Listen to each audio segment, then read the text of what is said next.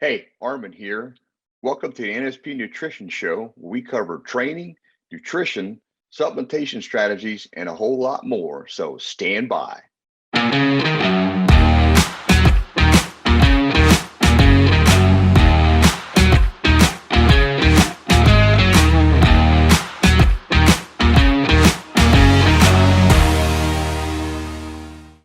Hey, and welcome to the NSP Nutrition Show. I'm Arman Eckelbarger.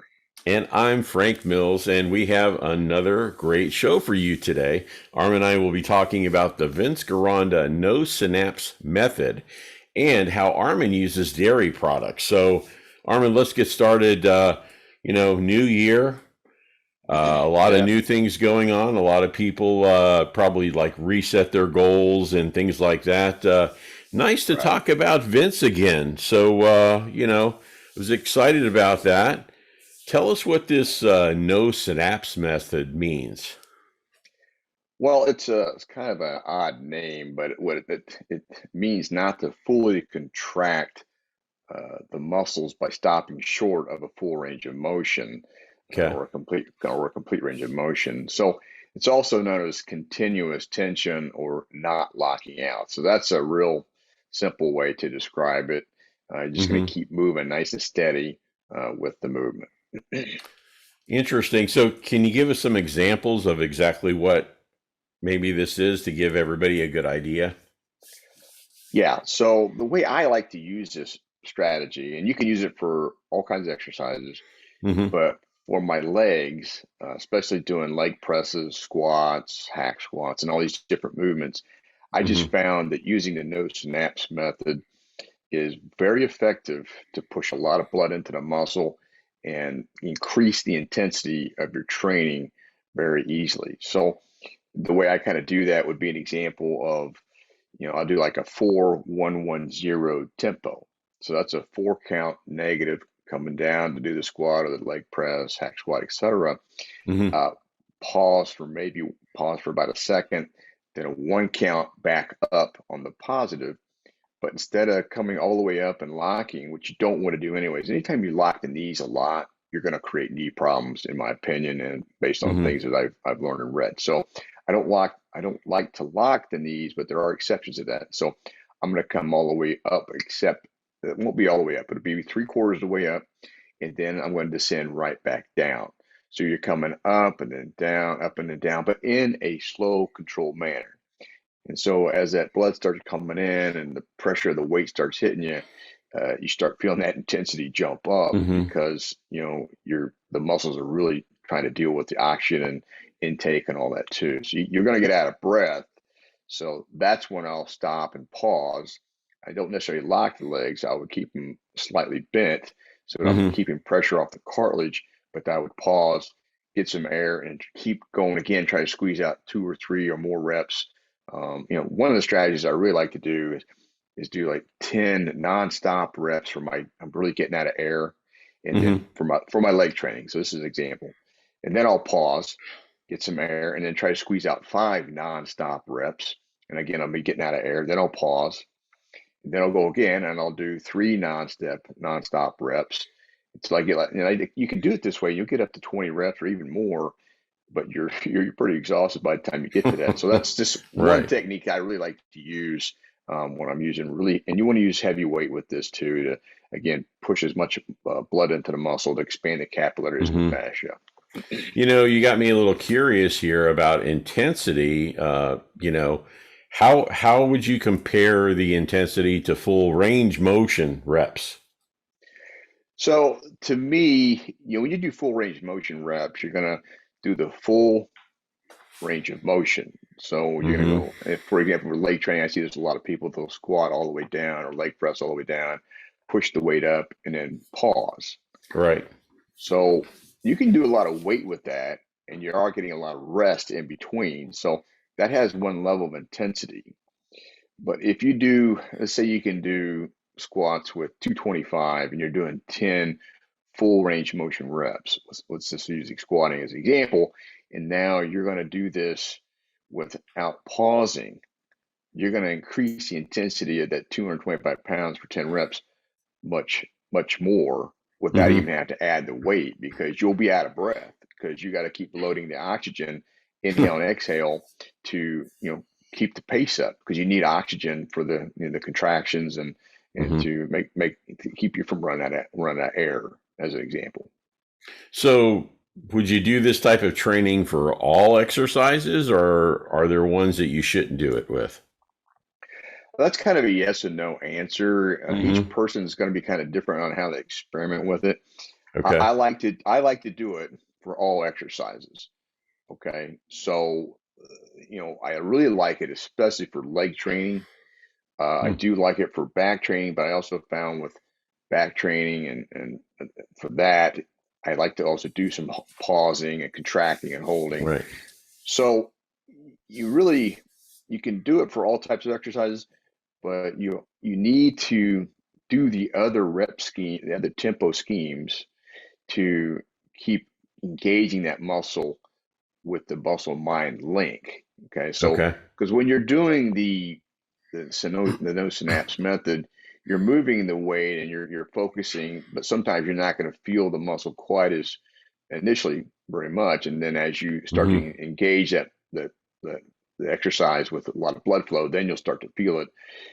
But there is an advantage to holding and contracting the muscle too, to really feel it activate. So I like to kind of use both scenarios, but uh, you can use it for all exercises. I would just say that I like it for the larger muscle groups, like presses. A lot of people, you notice, they do bench presses or dumbbell presses and those kind of things. They do them in a non-continuous or non-lock continuous motion, because it's Hmm. very effective. So you kind of have to play with it. That's the thing. You experiment with it and see how it affects you. But you can't just use the no synapse method and do that only, would be my opinion. Okay. All right. Now, I also am curious about um, lightweight and heavyweight. Does it matter if you use either one?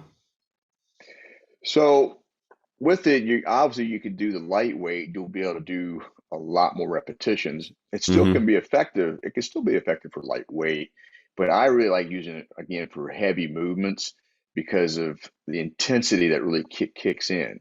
So if you're doing heavy dumbbell presses and you're moving, nonstop, nice and continuous motion, everything's going to start to fatigue pretty Right. quickly till you get to those last one or two reps, and that's when you're really going to get the most benefit of the exercise, because those are reps that hit those white muscle fibers, which cause you to hit muscle failure. Again, you got to Hmm. kind of be careful with that with heavy weight. So machines are really good for that kind of thing too. But when you're doing that nonstop, continuous motion, that you kind of have to kind of experiment with, where you're going to stop at. I typically do push the envelope a little bit, just because of my experience, but you'll want to play Right. with that. But they're both effective, for both type of rep schemes. But I feel like I get a much better pump and an intense workout when I'm going heavy with that.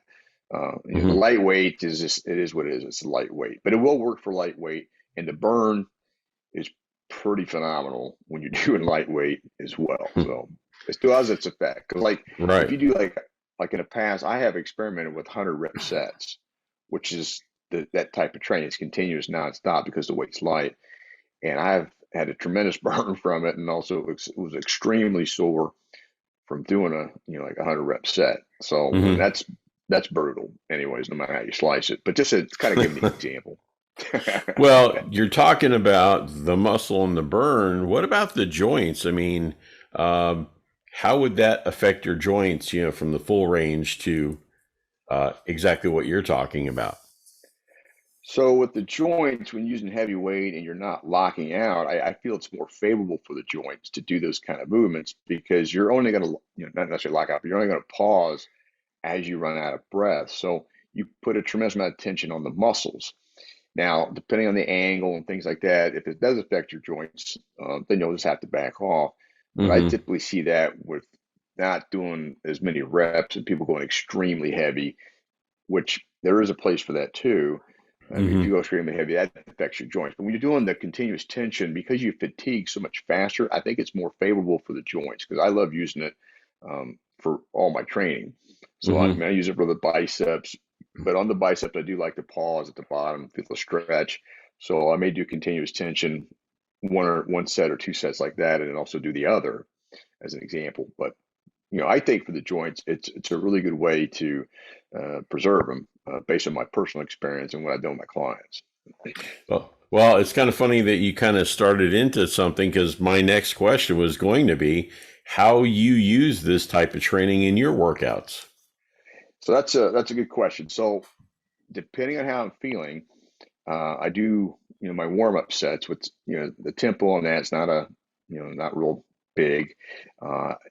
Like today I did my back, so Mm-hmm. I wanted to make sure I could feel the contraction in my back. So my warm up sets were hold for a 1 or 2 count or even longer, and then feel the stretch. So I was doing full range of motions on my warm up sets, but then when I decided to go heavy for my back, then I did continuous tension, and I'm going back and forth, not stopping, keep pulling, pulling and stretching, but I'm not doing the total full stretch at the at the end of the movement. I'm Mm-hmm. only pausing for half a second, and not even pausing, but coming back, keeping the tension there. So I'll do 1 or 2 sets that way to really push the blood in there, and then maybe finish with a set of doing contraction, or maybe just do a continuous tension, no snaps for that one particular exercise, Mm-hmm. like let's say row movements. So then when I do my lat pull movements, I may do the bring it down and hold for 1 or 2 count to feel the lats really contract when I'm doing pull ups or pull downs, something along those lines, because I want to really engage that muscle since it's already full of blood from the rowing movement. So Mm-hmm. that's the thing. You have to uh, compare and experiment with it to see how you respond to it. I can just Mm-hmm. tell you, once you learn it and get used to doing it, it does help. It helps with your strength too. You'll see your strength go up, but Right. you'll feel your muscles get thicker, and that's what brings out that density. The heavy weight and getting the muscles thicker, you get that density. So when you decide to lean out for like a show or something, you don't see yourself shrink up quite so much, because a lot of Gotcha. guys, they don't have that muscle density, and so when they start cutting up, and then depending on how they do that too, they tend to shrink up a lot because their true muscle is just not as thick as it needs to be to prepare for a show. Just this is an example because I have to do that. I've done that myself. Mm-hmm. Well, it must work pretty well, because if you're doing it, it seems to me you may be getting the results that you want. So, what did you think of the results that you got when you started doing this? Well, I think they're great. Okay. I like using it because I can do heavy weight. I'm engaging the muscle, but then I can also add in the other peak contraction, static hold type movements to Mm-hmm. really accentuate getting that mind muscle link, which is important to feel the muscles engage.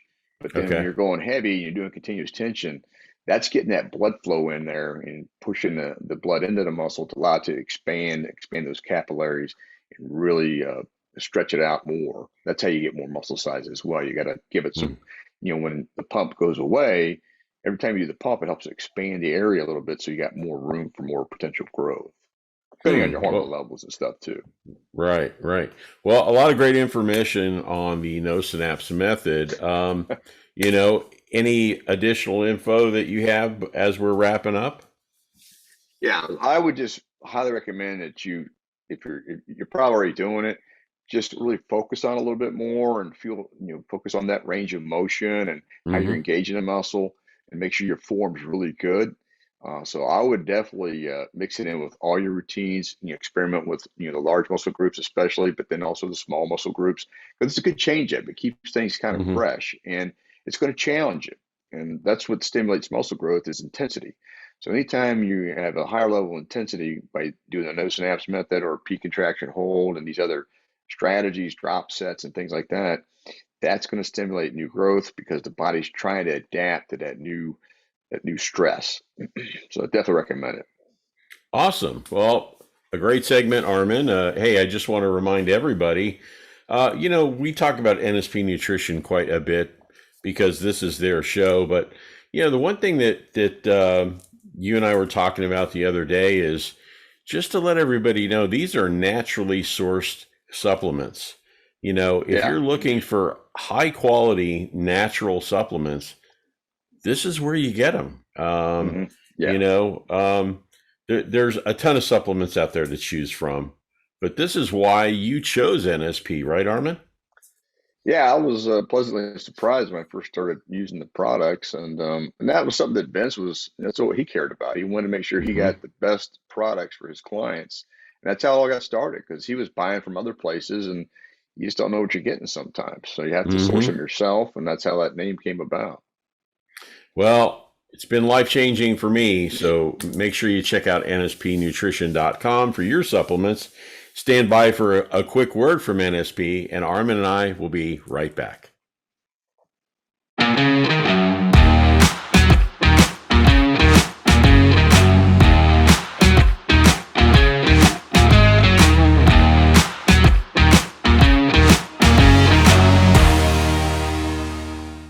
Hey, and welcome back to the NSP Nutrition Show. I'm Arman Eckelbarger. And I'm Frank Mills, and we're going to find out how Armin uses dairy products. So let's start with the pros and cons of dairy because, there's a lot of them out there. So what are they, Armin? Well, I'm going to start with the pros because I like using Okay, dairy. So, but there you when you go. consider there are good health benefits to dairy, and I know it gets thrown under the bus from the media and some of the these experts, but Hmm. it's important for building and maintaining strong bones. Because you get calcium from it, so that's a plus. It's not a negative. Uh, and they also provide. Uh, they're kind of pretty much vital for health and maintenance of your body. I mean, they Hmm. include the calcium, like I talked about, potassium. You got vitamin D, which is really important for your immune system, and then you got protein. So it's got a good purpose for it. I just think that it gets thrown on the bus little more than it should, but that's the pros. So then on the cons, outside what the media says and all these other things that seem to Hmm. come out of nowhere about how bad dairy is, how bad Right. beef is, et cetera, and it's going to cause cancer, and there's a long laundry list of complaints about dairy. Right. But the thing you got to realize though is if you get dairy that's grass fed and Hmm. not any hormones or antibiotics in it, you have a good food source. So that needs to be your first focus to avoid the cons of dairy. If you just buy regular dairy, then I got to agree with some of the experts. Yeah, there's a good chance things aren't going to work out for you. Hmm. Based on how they raise cattle and do things. So focus on grass fed, organic, uh, with no hormones and you know the uh, the antibiotics. Now on Hmm. top of that, it tends to be high in carbs. So if you're managing your carb intake, then you want to know that about milk products in general. So if you watch your carbohydrates, understand that you can get low carb milk, not a problem. They can fix that for you. But that's another thing to kind of keep in mind if you're watching your carb intake. It does Hmm. contain the sugar lactose, and so some people, they have an intolerance for it. So you need to, if you do have an intolerance for it, then yeah, it does make sense for you to do dairy. So it could be a challenge there. Some people tend to just have an allergy response to dairy. Obviously, they can't take it. It is what it is. But and then on the flip side of that, some people have a little bit harder time Hmm. um, digesting it because of the product that it is. Well, we hear the pros and cons. I like dairy myself too, but I'm sure a lot of people are curious why you use dairy. So for me, it's a great source of quality fats. I know that it's animal fat, but at the same Hmm. time, you need some of that. It's a great source of protein, and the way that protein breaks down, it has casein in it, and Hmm. so it breaks down slower. So that's a Okay. good thing. Because when it breaks down slower, it stays in your system longer. So you always have those amino acids that you need for protein synthesis and keeping from burning muscle tissue, which is really important. So I like it for that. And it's also, I mean, it's realistic, it's convenient. Hmm. Getting some heavy cream, again, grass fed and or butter, cottage cheese, regular cheese products that again are the right kind. You can get them pretty quick. It fills you up and it satiates you really quickly, but you got that protein in your system. So I think it's a real beneficial thing. Well, I can vouch for the grass-fed butter. I mean, what a difference maker in Oh yeah. flavor. It was amazing when I changed. But okay, so kind of back to how you use the dairy in your current nutrition program? I'm sure a lot of people are curious about that. Yeah. Well, hey, one other thing I did want to mention on Oh top of yeah, that sure. is, Hmm. on top of that is that with dairy and it's grass fed, Hmm. it's going to have 40% less cholesterol, which people don't realize because of the way the cows make it, and it contains conjugated linoleic acid, and what that does, that's an automatic fat emulsifier. The cows get that from the grass, so that's the benefits of the cows eating grass as their main source of food. So you get the benefits of that when you're eating it. So again, that's why I'm suggesting grass fed, no hormones, no antibiotics, that kind of thing. So, but when you know that, then you have more confidence when you're having it as part of Hmm. your meal planning. Okay. So, for me, I like to the way I use it in my current nutrition program is I like to have grass fed either beef, ground beef. I like to Hmm. do 90-10, 80-20. When you get ground chuck where it's 60-40, it's just so much fat and grease it burnt that you get burnt with if you're trying to cook it on the skillet. So I like to do the Right. leaner Right. when I'm cooking on the skillet. Now, if you're cooking on a grill, not as big a deal because it's just going to Hmm. burn off. But that's Right. one of the Right. things I like on the when I'm eating the beef and on the steak. I like them all. I really like ribeyes. They tend to be more tender versus a strip steak. But Hmm. that's all. It's all good for you. I like to cook it. In my case, I eat it rare. I know some Hmm. people don't care for that, but the reason I like it rare, I think it tends to break down better, easier, and you're going to get more nutrients from it, especially from the iron and content and things like that. The more you cook food, the more you start breaking it down further, and I think Hmm. that's not necessarily a good thing. But that's strictly my opinion. So keep that in Hmm. mind there. Other than that, I like using the grass-fed butter to put on the vegetables, give it good quality flavor. It helps fill me up. I'll use it to cook eggs. If I'm going to have eat breads, I use it for breads. I don't have Hmm. bread all the time, but when I do, I'm going to enjoy myself. And if I'm not going to use olive oil, then I'm going to use grass-fed butter. So that's one thing I also like to do. Uh, heavy cream is great for mixing a protein shake or to put in your coffee because you got good fats from that, and it also has Hmm. protein, and it's real convenient. It's easy and it tastes great. I mean, it really does Hmm. taste really good. Cottage cheese. I like using cottage cheese because it's handy, fills me up, and it's another great protein source to add into my meal. Because Hmm. I'm focused on getting 30 to 50 grams of protein per meal. That's my general focus for overall health and maintenance of the muscle tissue that I have. I'm trying to preserve my muscle tissue. Hmm. Then obviously you got cheese. Who doesn't like cheese? So Right. have some of that. And again, you want to kind of shop through that, check all the chemicals in the cheese. So it can be simple, but then it's not. I mean, you want to make sure you get the right kind of products. But once you know where Right. to get them and how to find them, then that doesn't matter. You can enjoy the food knowing that you're getting what you want. Sour cream. I like using sour cream on my eggs, or when certain foods, I'll just throw it on there. But I do like it Hmm. on my eggs in the morning. It's just another form of instead of putting cheese in it, I'll just use a couple of drops of sour cream on it.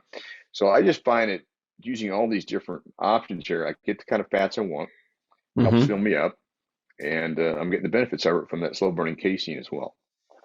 So, Armin, how often do you use dairy in your nutrition program?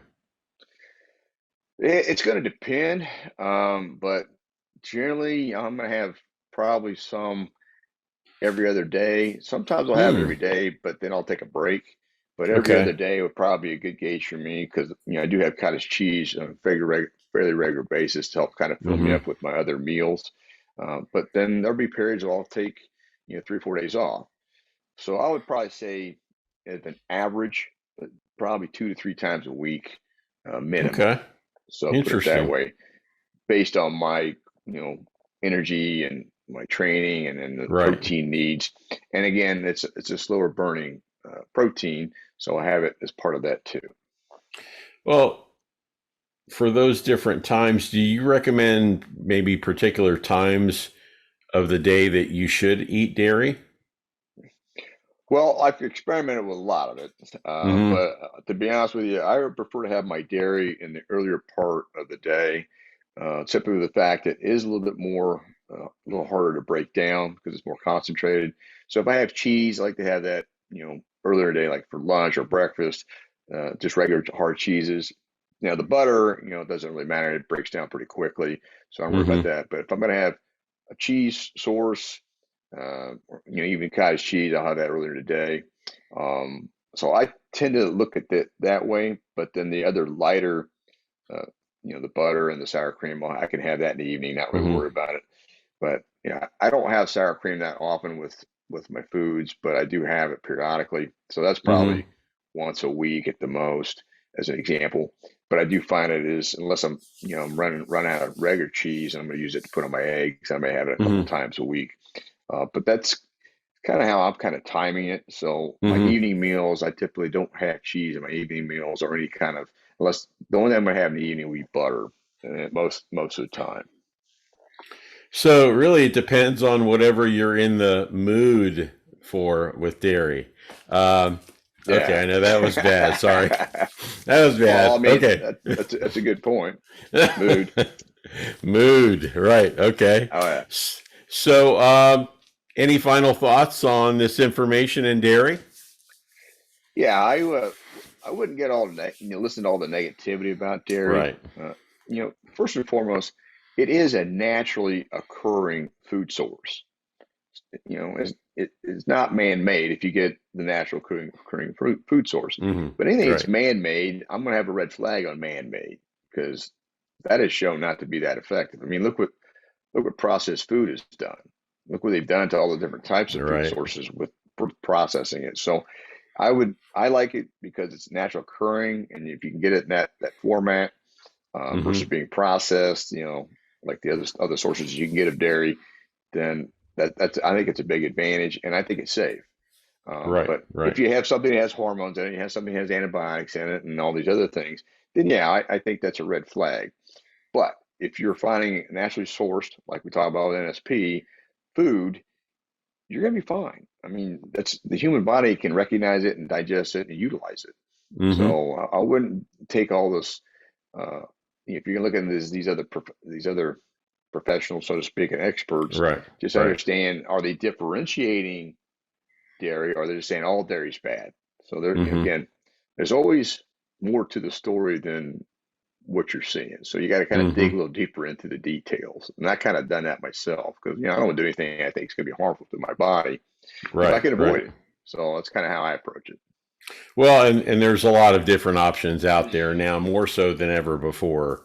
So Oh you yeah. can enjoy dairy or have dairy options so that you'll be able to Yeah. implement that into your nutrition program. So, Armin, great information as always, man. Another great show. All right. Well, I'm doing what I can. I want to make sure that everybody gets the information they need, and I really enjoyed doing this, and looking forward to next week's show. But hey, give us some good input on what you like and don't like, and so we can keep making the show better. We shorten it up a little bit, so maybe a little easier to digest things, and as far as the content, and get more of the takeaways from it, more aha moments. So Yeah, we definitely appreciate your feedback or any questions that you have, or if you have input for the show, make sure that you leave a comment on the YouTube channel because Armin reviews that, or you can email directly to NSP Nutrition. The email is support@nspnutrition.com. And who knows, maybe you'll hear your topic or question right here on the show yeah, because a lot of the actual content we get is from the feedback from the show, right, Armin? yeah. I mean, when we get it, yeah, because that's what we're looking for. Outside of that, Absolutely. I'll come up with things I think people want to hear, but hey, we're open. Absolutely. Absolutely. And also, as you're going to nspnutrition.com and checking out what they have online, don't forget to check out, they also have a 21-day program that is totally free. You Oh yeah. know, I mean, you can actually burn fat, build muscle, and get in the best shape of your life. 100% free. Just sign up. You can join up for free on the website. But hey, Armin, another great show. Looking All forward to right. do another one next week with you, man. Well, same here. And I hope everybody has a bang up new year going here, 2022. Yeah, we get a great start here. So anyway, Thanks again for joining Arman and I, and we'll be back next week for another NSP Nutrition Show. Hey, thanks for checking out the NSP Show. Go to nspnutrition.com where you can find a whole heap of resources to help you achieve stunning definition and eye-popping levels of muscularity. Don't forget you can save 10% on your first order by using the code NSP Show at the checkout. Catch you next time.